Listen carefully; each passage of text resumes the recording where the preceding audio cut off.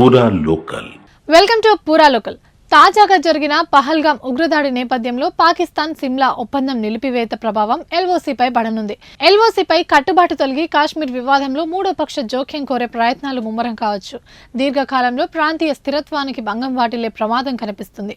పాకిస్తాన్ నుంచి విముక్తి కోరుతూ తూర్పు పాకిస్తాన్ ప్రజలు జరిపిన విముక్తి పోరాటానికి భారత్ మద్దతు పలకడం, ఆ సమయంలో పాక్ భారత్ సైన్యంపై దాడులకు దిగడంతో 1971లో ఇరు దేశాల మధ్య భీకర యుద్ధం జరిగింది. ఈ యుద్ధంలో భారత్ విజయం సాధించడమే కాక పాకిస్తాన్లోని 13,000 చదరపు కిలోమీటర్ల ప్రాంతాన్ని స్వాధీనం చేసుకుంది.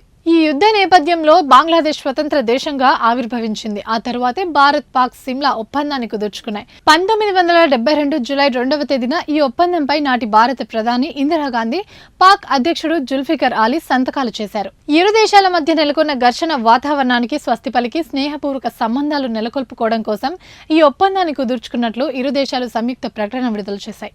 ఈ ఒప్పందంలో ఎలాంటి అంశాలను పొందుపరిచారో చూద్దాం. ఏ దేశం ఏకపక్షంగా వ్యవహరించి శాంతికి భంగం కలిగించే పనులకు పాల్పడవద్దు. ఒక దేశం అంతర్గత వ్యవహారాల్లో మరో దేశం జోక్యం చేసుకోవద్దు. ద్వైపాక్షిక చర్చల ద్వారా మాత్రమే అన్ని విభేదాలను పరిష్కరించుకోవాలి. మూడో పక్షం జోక్యం ఉండకూడదు. 1971 యుద్ధకాల్పుల విరమణ సమయంలో ఉన్న స్థితిని సిమ్లా ఒప్పందం జమ్మూ కాశ్మీర్లో ఇరు దేశాలు సరిహద్దుగా మార్చింది.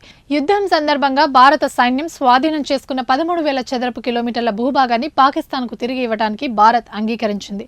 శాంతికి కట్టుబడి ఉన్నామని చెప్పడానికి భారత్ ఇందుకు సమ్మతించింది. అయితే టాటుక్, చాలుంకా వంటి కొన్ని వ్యూహాత్మక కీలకమైన ప్రాంతాలను మాత్రం భారత్ తన వద్దే ఉంచుకుంది. సిమ్లా ఒప్పందం అమలును నిలిపివేయాలని పాకిస్తాన్ తాజాగా నిర్ణయించింది. దీనివల్ల సంభవించే పరిణామాలు తక్షణం కాకపోయినా దీర్ఘకాలంలో ప్రభావం చూపే అవకాశం ఉంది. కాశ్మీర్ అంశాన్ని అంతర్జాతీయ అంశంగా మలిచి ప్రయత్నాలను ముందు నుంచి చేస్తున్న పాక్ ఇక మీదట వారిని మరింత ముమ్మరం చేయవచ్చు. కాశ్మీర్ వివాదంలో మూడో పక్షం జోక్యం దిశగా పాక్ అడుగులు వేసే అవకాశం కనిపిస్తుంది. ఐరాస లేదా చైనా వంటి తన మిత్ర దేశాల జోక్యాన్ని పాకిస్తాన్ కోరవచ్చు. సిమ్లా ఒప్పందాన్ని పక్కన పెడితే ఎల్ఓసీకి కట్టుబడాల్సిన అవసరం ఉండదు.